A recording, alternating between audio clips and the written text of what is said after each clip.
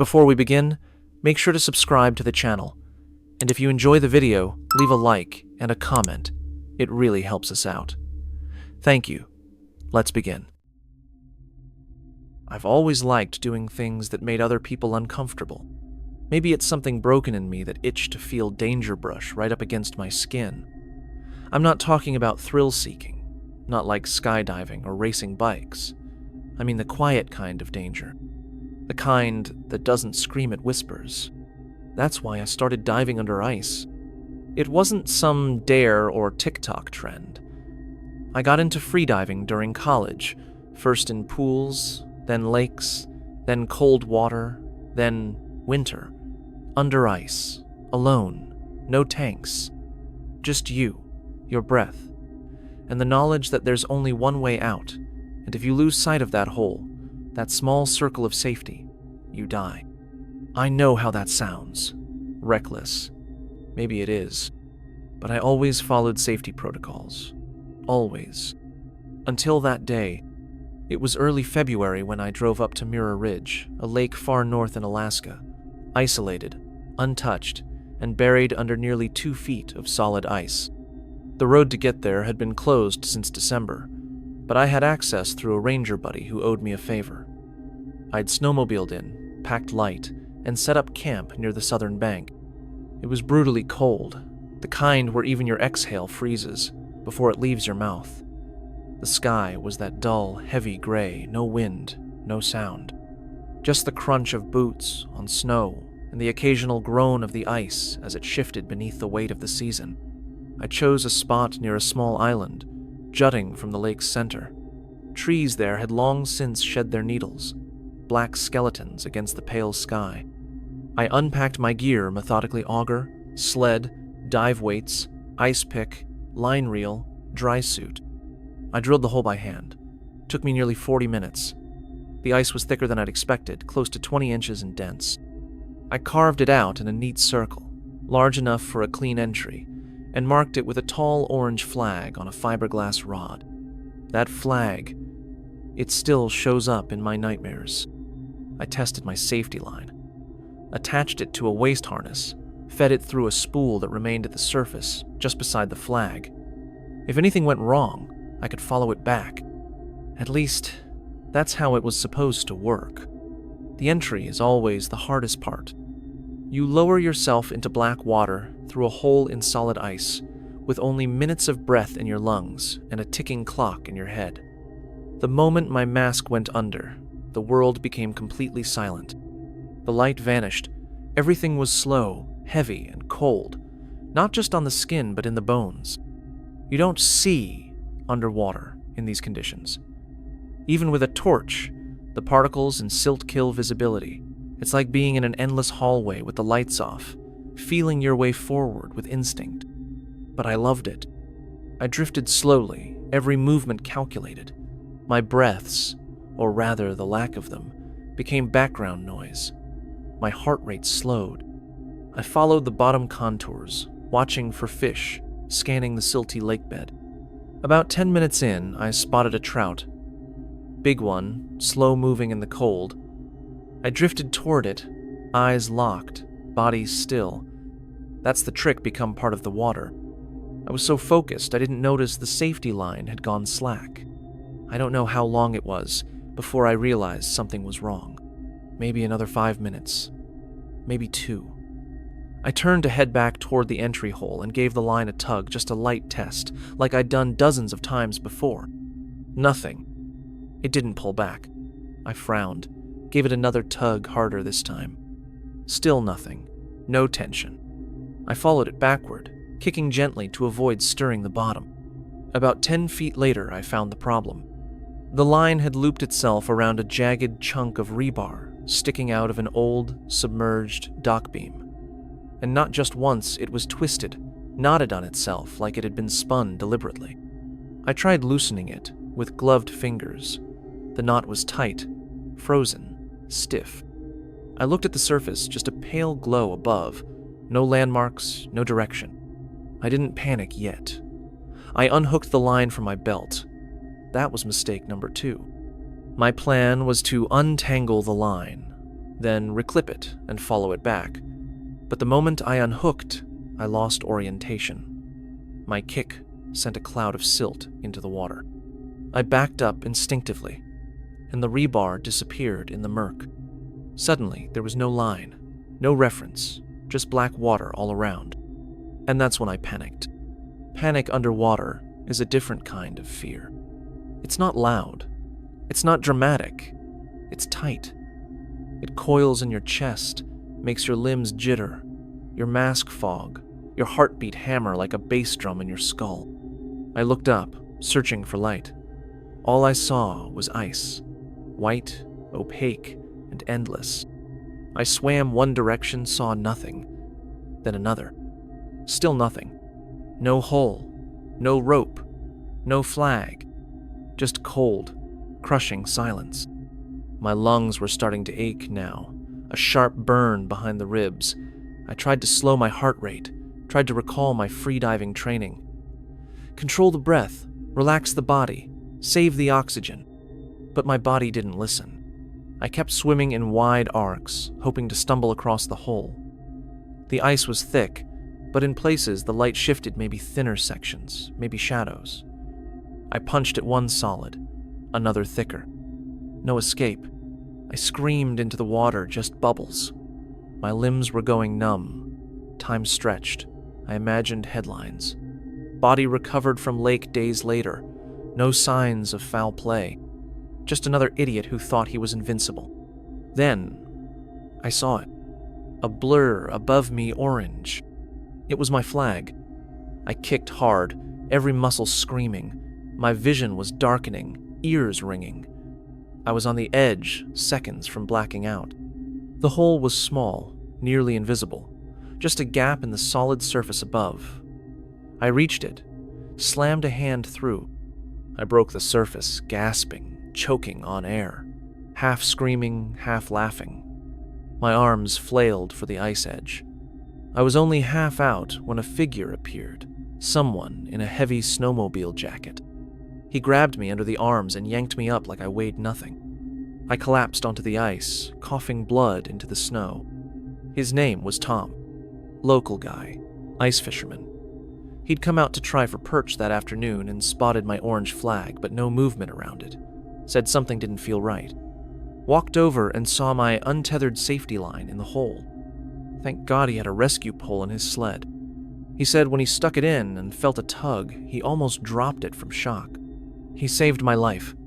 I stayed in his cabin that night, shivering under 2 layers of blankets, fingers blue, lungs aching. I didn't sleep. Tom didn't ask many questions. Just made soup, poured whiskey, and said one thing. Ice is honest, kid, but it don't forgive. It's been 3 years since that dive. I haven't gone back under ice since. Sold my dry suit. Got rid of the auger. I still dive in summer, in open lakes, but never again in the dead silence beneath winter. You might think I'm afraid of drowning now. I'm not. What really haunts me is how easy it was to disappear. How still and uncaring the world felt beneath that frozen surface. No struggle, no drama, just darkness closing in. If Tom hadn't shown up when he did, they wouldn't have found my body until spring. And even then, maybe not. Because once the ice closes over the hole, there's no trace you were ever there. People say there's safety in numbers. And in most cases, they're right. But what they never tell you is when something goes wrong under the ice, no number helps. Not even 2. I've been winter diving for most of my adult life. It started as a curiosity, a weird side hobby during college, and turned into a passion. There's something addicting about the silence below the ice, the absence of everything. No engines, no wind, no people, just you, the cold, and the dark. But I never dove alone. That's the rule. Every diver knows it. The buddy system. Always go in pairs. You don't break that, not unless you're suicidal or stupid. Daniel and I dove together for 5 winters straight. He was quiet, focused, smart. He didn't talk much, but under the water, we didn't need to. Hand signals, flashes of light, or just gut instinct, we trusted each other completely. He was the kind of guy who triple-checked every clip, cleaned gear the night before, and always had a backup knife on his ankle. A guy you'd want with you if things went sideways. Which makes what happened even harder to understand. The trip started like all the others. Late January, northern Minnesota, Lake Pine. It was remote. No cabins, no resorts, just forest and frozen water. The ice had been thick for weeks. I checked the forecasts. Clear sky. Sub-zero temps. No storms in sight. Perfect conditions. Daniel texted me 2 days before. "Let's go. This weekend. We'll use the ridge." He meant the underwater rock ridge we'd mapped last winter. Big fish gathered there in late season, drawn to the slow current and shelter. I packed the usual: dry suit, spearfishing fins, emergency GPS beacon, thermal wraps, backup gloves. Daniel handled the auger and the shelter sled. We met at dawn at the tree line. Neither of us said much. We never really needed to. The setup took over an hour. We parked our snowmobiles about 100 yards from the site, drilled 2 entry holes 30 feet apart, tested the ice thickness, 19 inches, set up a small tent for warming between dives, and laid out our surface lines. Each of us had a main tether, 25 meters of high-vis line, clipped to a harness and wound to a surface reel. Our backup lines were coiled beside the sled. Radios were tested. Batteries were full. Everything was right. We suited up, gave each other the usual nod, and slipped beneath the ice one after the other. Diving under ice doesn't feel like swimming. It feels like floating inside a coffin. The light is cold and flat. Everything has a blue tint. Sound is muted, filtered through layers of water and silence. We moved in parallel, keeping about 20 feet between us. Visibility was decent, 8 to 10 feet. Fish darted between us, flashes of silver in the dark. We made our first descent to about 15 feet, scoped the ridge, marked a few good spots, and surfaced. All good. The second dive. Daniel got a clean shot mid-sized lake trout. We surfaced grinning. On the third dive, I saw him give a thumbs up and descend slightly deeper toward the far end of the ridge. I drifted left, checking for shadows, feeling the familiar rhythm settle in. That was the last time I saw him alive. I don't know how long I was focused on tracking a fish. Maybe 2 minutes. Maybe 5. I turned, expecting to see his light nearby. Nothing. Just black water. I blinked, looked again. Still nothing. I tapped the radio clipped to my chest strap. "Danny, you good?" No response. I spun slowly, sweeping my flashlight in slow arcs. Silt danced in the beam. Still no Daniel. "Daniel, check in." Silence. Not even static. My breathing picked up. I kicked toward where he'd last been carefully, methodically following his usual route, hoping he'd just gone around a boulder or dove slightly deeper. Then I saw it. His safety line. Slack. Floating freely. No tension. No drag. That line should have been tight his lifeline to the surface. I grabbed it. Tugged gently. It came with me weightless. And then it just ended. A clean sever. Cut. It was one of those moments where time slowed down, where your brain disconnects for just a second, refusing to accept what your eyes see. I held the end of that rope in my hand and thought, no way, this doesn't happen, not with Daniel. He would never unclip. Never. Not without saying something. Not without signaling. I looked around again, frantic now. No bubbles, no fins, no mask reflection. Just stillness. I checked my watch. 2 minutes, 43 seconds underwater. I had air. Barely. I had to surface, but every instinct screamed at me to stay. I surfaced. The air hit my face like knives. The moment my mask came off, I was shouting incoherent at first, then desperate. "Daniel, surface. Do you copy?" I dropped to my knees at his hole, shining my flashlight into the depths. Nothing. just my own breath clouding the beam. I radioed again, switched frequencies, swore, screamed. Nothing. I grabbed the backup line, tied it to my harness, and dove again solo. I swam harder than I should have. I passed the ridge, skirted the edge of the deeper shelf. Nothing. No movement, no gear, no sign of him. Until I found his weight belt. It lay crooked on the rocks, buckles still clasped, but the strap was ripped, like it had been pulled from his waist. A little farther, one of his gloves. Floating, fingers curled, not torn, just removed. And then I saw the crack in the ice above. A small fracture line, like something had slammed into it from below. It wasn't over a hole. It was just a pressure fracture, the kind that happens when ice flexes. But it looked violent, fresh, like he'd tried to break through, and failed.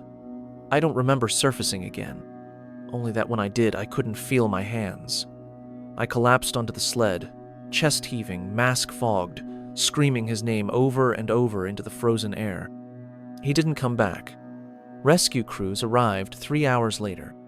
I sat in the warming tent, wrapped in thermal blankets, while a sheriff tried to get a statement out of me. My teeth wouldn't stop chattering. A dive team recovered his body the next morning. He was found under the shelf, lodged between ice and rock, mask shattered, arms curled inward like he'd been protecting his face. Time of death, estimated within 8 minutes of last known contact. They ruled it an equipment failure and disorientation. But that doesn't explain the cut tether. That doesn't explain why he removed his glove, or why his belt looked torn, not unclipped, or why his mask had fractures on both sides as if someone had grabbed it. I reviewed our footage a dozen times. We always recorded from helmet cams for our own records, even under ice. My camera caught the last 2 minutes of Daniel alive. There's a moment, a single frame, where his light jerks upward sharply, then spins, then cuts out. No bubbles. No signal. Just black. And the worst part? His hand reaches toward the lens. But it's not like he's waving. It's like he's pushing something away. I never told his family the details. They deserved peace, not doubt. I stopped diving after that. Sold my gear. Deleted the videos. But I kept the glove. The one I found. Because a week later, when I was packing to move out of my apartment, I found the second glove in my bag. The one he wore. And it was dry. Untouched. Like it had never gone into the water. The buddy system works until it doesn't. Until something slips between the trust and the tether. And when it does, no one comes back. I've done a lot of dumb things in my life, but diving in the abandoned quarry that day might have been the dumbest. Not because I wasn't trained, I was. Not because I didn't have the right gear, I did. And not because I went alone, although, yeah, that was a big part of it. The real problem was this. I thought I understood the danger. But the water doesn't care what you think you understand. It has rules of its own. There's a place near where I grew up, a flooded limestone quarry turned unofficial swim spot. People called it the Pit. On summer weekends, it was full of teenagers jumping off the ledges, barbecuing on the rocks, blaring music. But in the off-season, it turned quiet, gray, cold. No signs, no fences, just still water surrounded by steep, pale walls. The thing about quarries is, they're deeper than most people realize. Uneven bottoms, sudden drop-offs, lots of junk left behind from when it was an active site, concrete mixers, beams, scaffolding, like diving through a graveyard. I'd been down there before, in warmer months, made a few shallow dives with friends, nothing serious, but I always wondered how far it went. Some locals swore there was a trench, a vertical shaft, that dropped way deeper than the rest. No one had found the bottom. So in late February, when everything was frozen over and silent, I decided to find it. I'd just gotten my dry suit patched and wanted to test it out. The air temp was about 10 Fahrenheit, and the quarry had iced over almost completely, maybe 5 inches thick. I parked at the far end, hiked my gear down to the water, and started drilling near the northern wall where the cliffs curved inward. It was eerily quiet. No wind, no birds, just the metallic scrape of the auger and the occasional creak of shifting ice beneath me. Once I cut through, I lowered a sonar depth finder and saw something odd, an instant drop from 30 feet to over 70, almost vertical. That had to be the trench. It was perfect. I geared up. Oxygen tank good for 50 minutes. Full-face dive mask with HUD readout.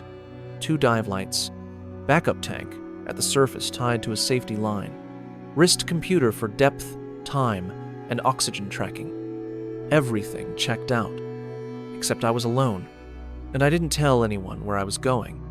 I remember hesitating, just for a second, before sliding into the water. The cold was immediate. Even through the dry suit, it gripped my chest and slowed my breathing. But I focused on the routine. Check lights, check pressure, check tether. Then I descended. The water was cloudy for the first 10 feet, then cleared slightly enough to see outlines. The rocky shelf sloped away gently before hitting the edge of the trench. I hovered there for a moment. The drop looked darker than the rest of the water, not just because of depth it felt, in void, like a hole in the world. But I went in. The trench was almost vertical, smooth walls, no algae, just limestone and rusted beams wedged into the sides like forgotten bones. I passed a section where a rusted metal cart had been jammed sideways into the wall, frozen mid-slide, like it had fallen in decades ago. At 40 feet, my HUD pinged a mild oxygen fluctuation. I checked my tank. 70, 2% remaining. Plenty of time. I kept going. At 50 feet, I started to feel it. The pressure. My chest tightened. My ears throbbed slightly. I equalized. Kept moving. At 60 feet, visibility started to drop. My dive lights barely reached 10 feet ahead now. Silt floated like mist, curling in slow motion. Then, just below 70 feet, I saw it. The trench stopped. Not gradually. Not a slope. It just ended in a jagged basin, maybe 10 feet across, and in the center of that basin was a hole, perfectly round, like a well. I drifted toward it, shining my light down, but the beam didn't hit bottom. It just vanished into black. Something in my gut said, nope. I turned to start ascending, and that's when I saw the first problem. My tether was limp. No tension. It should have stayed taut, angled back toward the surface. But it now drifted loosely behind me like I drifted too far off course. I pulled it gently. It moved. It wasn't snagged, just slack. I checked my HUD. Depth, 70, 3/5. Time submerged, 21 minutes. Oxygen remaining, 58%. Still okay, but I felt off. My vision had started to narrow a bit, like the brightness around the edge had dimmed. I reached up to adjust my mask and realized my hands were shaking. I began to rise, slow and steady, keeping an eye on the wall as I ascended the trench. At 60 feet, the light began flickering. At first, I thought it was the lamp. I tapped it. No change. Then my HUD glitched. The oxygen percentage blinked 57%, 54%, 60%, 53%. I stopped. Something was wrong. Very wrong. I double-checked the valve on my tank, and that's when I heard it. A hiss. Not the usual exhale from the mask. This was constant. A thin, steady release of pressure, not loud, just insistent. I turned to check my back tank. The main line had developed a leak slow, almost unnoticeable, right at the regulator neck. I must have bumped it against something during descent. The system wasn't registering the leak properly. I was bleeding oxygen slowly but steadily, and the computer wasn't correcting the readout. I froze. I had maybe 10, 12 minutes left, max. I needed to get out. Now. I kicked hard, rising faster than I should have, risking a shallow decompression just to make it. At 40 feet, my chest began to burn. I slowed, forcing my breaths to stay steady. My limbs were starting to numb, fingers tingling, vision narrowing more. 30 feet. My light caught the metal cart again. Familiar shape. 20 feet. I looked up. The ice above me was just a pale blur, but I didn't see the entry hole. I angled toward where it should have been, following my tether, which was now pulling slightly to the right. That's when the second problem hit. The backup tank line had gotten twisted. At some point during the ascent, the safety line had coiled around an old beam, tugging my body sideways. I pulled it, tried to free it. It wouldn't budge. I unclipped it, kicking hard for the surface, praying I was still a line. 15 feet. Then light. A round glow above me. The hole. I aimed for it like a missile, lungs screaming. 5 feet. And then impact. My head slammed into solid ice. Not the hole, just surface. I scrambled, looking left, right. No gap. No opening. Just refrozen ice, cloudy, hard, unbroken. I pounded on it with a gloved fist. Nothing. I spun around, searching. Then just 20 feet away, I saw a shimmer. A dark gap. I swam for it, praying it wasn't just a shadow. My limbs felt like cement. Vision was nearly gone, just a tunnel. I reached the hole and thrust my arm up. Broke the surface with a roar, gasping, coughing, flailing for the edge. I pulled myself out halfway, then collapsed on the ice, shivering, half-conscious. I don't remember getting to my truck. Only that the engine was running and the heat was blasting when I came to. My dive computer had logged 47 minutes underwater. My oxygen tank was bone dry. I never went back for the safety line. I told myself I'd go back later to retrieve the gear, maybe try again with someone else. But I never did. Because in the days that followed, I kept thinking about that hole in the trench. The one that looked like it had no bottom. No one I talked to had ever seen it before. Divers said they avoided the trench too deep, too unstable. I checked old survey maps. Nothing showed that kind of drop. And the part that really gets me? On the sonar scan I saved from that morning, the one that showed the drop-off, that hole doesn't show up. It's just a flat reading, like it wasn't there. Now, I don't dive anymore. Not alone. Not with friends. Not at all. Because I learned something that day, and I learned it hard. You don't find the bottom. It finds you. I'm not a risk-taker by nature. I don't cliff jump, I don't race motorcycles, and I sure as hell don't dive under ice for fun. I'm not that kind of guy. I'm the kind of guy who pays his rent late, drives a truck with a cracked windshield, and takes whatever odd jobs I can to make it through another month. So when Rob, a guy I knew through a guy, said he needed help hauling off some abandoned ice shacks from a frozen lake before the spring thaw, I didn't ask a lot of questions. I just said, "What time?" It was supposed to be simple. 1 day of work. Drive out, find the shacks, clear the junk people left behind, old heaters, beer cans, rods, trash. Maybe salvage some stuff worth selling. Then knock down the structures and haul the pieces off the ice before it got too thin. Easy money. Or so I thought. Rob told me to meet him at the lake by 6:30 a.m. Park by the old ranger shack, he said. I'll be there by 7. It was still pitch black when I pulled in. The lake was flat and silent, lit only by the faint gray edge of morning starting to creep over the treetops. I killed the engine and sat there for a minute, drinking lukewarm gas station coffee from a styrofoam cup and watching my breath swirl around the cab.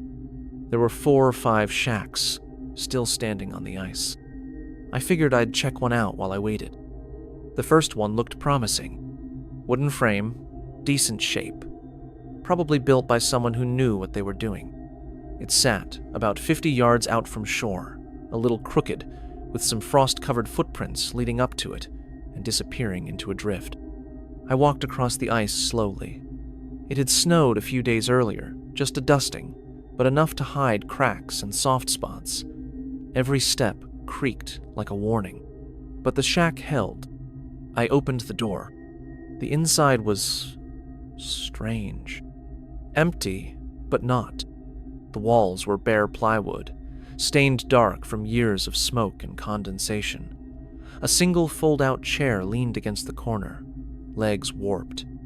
A milk crate sat near the hole in the ice, wide, clean, open. No safety grate, no lid, just a perfectly round gap in the ice, right in the center of the floor. Black water below. Still, I could smell propane and old sweat, some fish guts crusted into the corners, a dead lighter on the floor. Someone had been here recently, maybe even the week before. I crouched near the hole, curious. That's when the floor cracked. It didn't make a big noise, just a quiet pop beneath my left foot like a knuckle cracking. I froze, shifted my weight slowly. Another pop, louder, and then the board gave way. 1 second I was standing, the next I was falling, straight into the hole. The shock of the water hit so hard it erased everything. Breath, thought, panic, just cold. Not the kind you feel in winter, the kind that hits something deeper, like your spine forgets how to move. My head went under. My arms flailed. My legs kicked out automatically, trying to find footing, traction, anything. I slammed into the side of the hole on the way down, shoulder first. By the time I surfaced, I was already gasping. The water was black around me. I could see the rim of the hole, the jagged board where the floor had broken, but I couldn't reach it. The current was light, but enough to pull me just out of alignment. My boots dragged me down. My fingers, wet and useless, clawed at the smooth underside of the ice. I screamed, but no sound made it past my chattering teeth. I tried turning back toward the gap, but it was gone. That's the thing no one tells you about falling through ice. You don't sink. Not right away. You drift.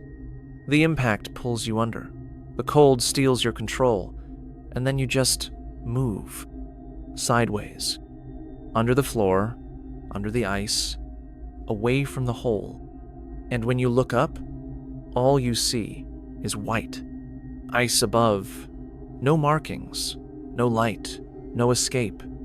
I tried to stay calm, forced myself to stop moving for a second, to think. I remembered what I'd read the advice for people who fall through. Don't panic. Turn toward the direction you came from. Follow the bubbles. Use your elbows to break ice if needed. Except I hadn't seen which way I went under. There were no bubbles, just still water, and the shack had collapsed above me. I started moving, hand over hand, brushing against the underside of the floor, hoping to feel a crack, a gap, anything. It was like crawling in a coffin. Everything looked the same. My limbs were going numb. Time slowed. Thoughts blurred. And then light. A flicker, off to the left.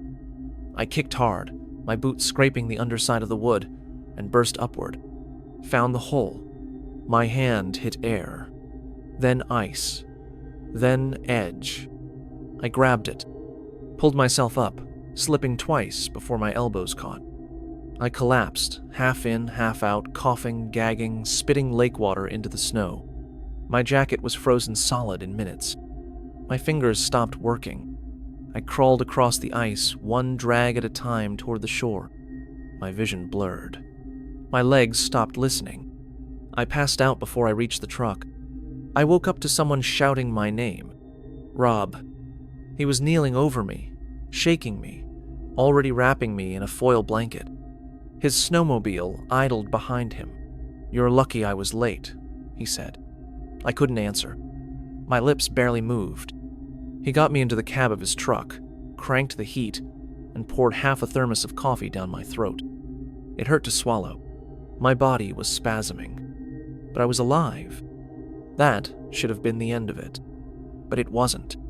Rob went back the next day to get the rest of the gear. He called me that night. Said the shack was gone. Not just collapsed. Gone. No debris. No boards. No metal. No chair. No propane bottle. No hole. Just smooth ice. Untouched. I didn't believe him. Drove out myself 2 days later. Used my GPS to find the coordinates. Walked out in the snow. Found nothing. Just wind-scoured ice and faint tracks from Rob's sled. And where the hole had been? Perfect surface. No cracks, no refreeze marks, no discoloration. Like the ice had never been broken. I stood there for a long time, listening to the lake creak and shift. Then I saw something. Beneath the surface, just barely visible. A shadow. I knelt, cleared the frost. It was a ladder. A rusted metal ladder, partially buried in silt, leaning upright under the ice. And tied to the second rung? A glove. Not mine. Just hanging there, frozen in place. I never told Rob about the glove. Never told anyone. Because I don't know what scares me more. That it was from someone else who fell in before me. Or that it was mine and I don't remember losing it. I haven't stepped onto a frozen lake since. Not for work. Not for fun. Not for anything. Because now I know the truth. Under the shack, under the ice, under the quiet, there's nothing waiting to save you. Only silence. And cold. And dark.